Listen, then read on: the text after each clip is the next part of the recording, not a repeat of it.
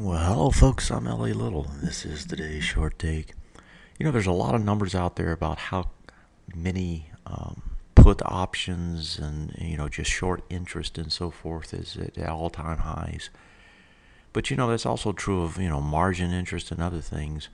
The thing is that nobody is certain where this market's going to go, and I think that you have just as much complacency on the bull side as you do on the bear side. And what I mean by that is if you look at this market, and just using classical TA, you don't even have to go to the neoclassical because, a lot of people just don't practice that or know about it yet.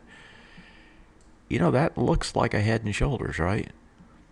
If you go back and you look at 2007, and I'm not suggesting this is 2007-8 again, because I don't think it is. But if you go back and look at it, and you pull your charts back, you're going to see the same sort of a pattern where you had the first breakdown, which was here, the rally all the way back up, right, into this area kind of thing, right, and then it dies right there. That sort of a breakdown is the way tops are made. And so even though you've had this huge straight up rally again now off the lows, and it just looks like it's never going to stop, you've got a lot of news coming out now that could force this to actually stop. And if you're into the trend lines and all that, you can see you've come right back to where it is. In a neoclassical sense, you've come back to the breakdown bar. You've come back to do your your bearish retest regenerates, right? You're right at the top of those. This is where the rubber meets the road in terms of whether this market works higher or not. And folks, the market's probably going to take a pause.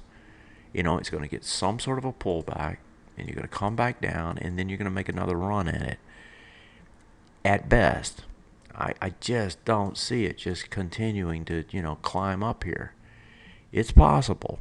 It's not the likely scenario, and it's certainly not the likely scenario when you think about it from a neoclassical term of a bearish retest regenerate.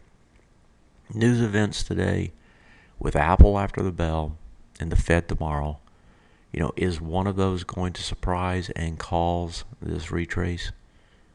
That's the question you got to be asking yourself. And that is today's short take.